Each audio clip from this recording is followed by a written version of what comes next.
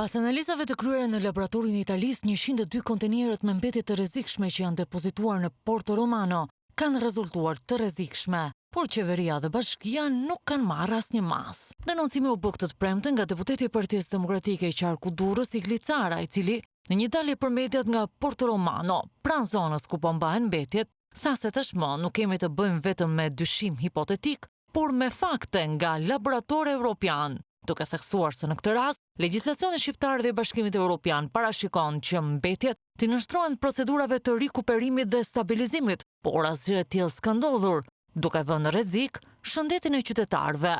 Cara bën përgjegjës direkt për situatën, Bashkinë e Durrësit dhe Ministrinë e Mjedisit.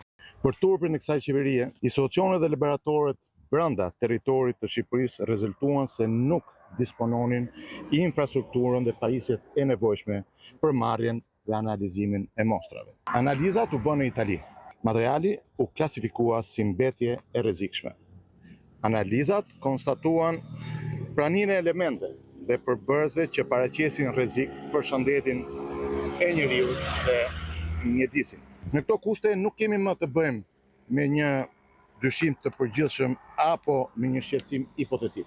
Tani më, ky është fakt. Deklarimi i materialit si mbetje e rrezikshme është mbështetur në rezultatet e një laboratori ndërkombëtar.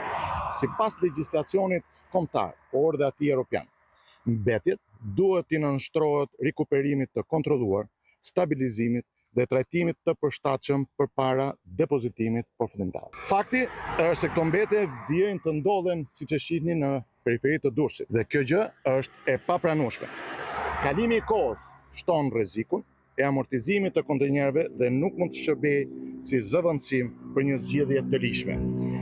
Ministria e Mjedisit dhe Bashkia e Durrësit janë sigurisht përgjegjësit kryesor për mbikëqyrjen e këtyre kontenjerëve. Igli Cara i drejtoi edhe disa pyetje publike kryebashkiakes Emiliona Sako dhe ministrit të Mjedisit Sofjan Jaupaj. A është problem për të personalisht prania 2800 ton mbetje të rrezikshme pikërisht në Durrës? Pyetja e dytë është kush është më e rëndësishme për të? Shëndeti, jeta e qytetarëve të Durrësit apo rehatia e Ramës? A nuk duhet të bënte edhe ajo presion mbi Ramën dhe qeverinë? Kanë dhe disa pyetje në fakt për Ministrinë e Mjedisit. Cili është statusi i sotëm juridik dhe administrativ i 102 kontenjerëve dhe cili institucion mban përgjegjësinë kryesore për ruajtjen, kontrollin dhe administrimin e tyre? Pse Ministria e Mjedisit nuk ka bërë publike deri më sot një plan të plot për trajtimin përfundimtar të këtyre mbetjeve?